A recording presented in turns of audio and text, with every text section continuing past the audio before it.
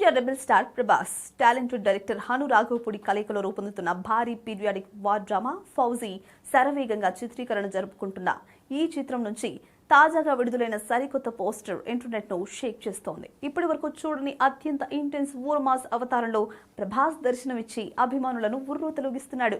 Independence day సందర్భంగా release చేసిన పోస్టర్లో నెత్తుటి మరకలు అంటున్న ఒంటితో చేతిలో పవర్ఫుల్ తుపాకులు పట్టుకుని పూర్తి రౌద్ర రూపంలో ప్రభాస్ కనిపిస్తున్నారు. ఆయన కళ్లలోని ఆగ్రహం, ఇంటెన్సిటీ యాక్షన్ ప్రియులకు పిచ్చెక్కిచ్చేస్తోంది.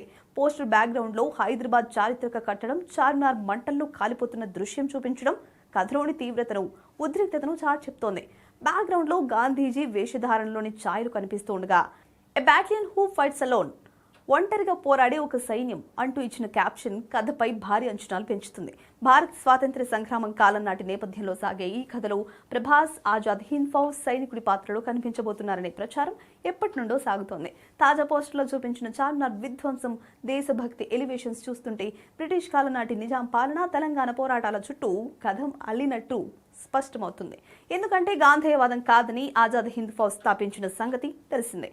మైత్రి మూవీ మేకర్స్ అత్యంత భారీ వ్యయంతో నిర్మిస్తున్న ఈ చిత్రానికి విశాల్ చంద్రశేఖర్ సంగీతం అందిస్తున్నారు. తాజా పోస్టర్తో ఫౌజీ బాక్సాఫీస్ వద్ద సరికొత్త రికార్డులను తిరగరాయడం ఖాయమని స్పష్టమవుతోంది.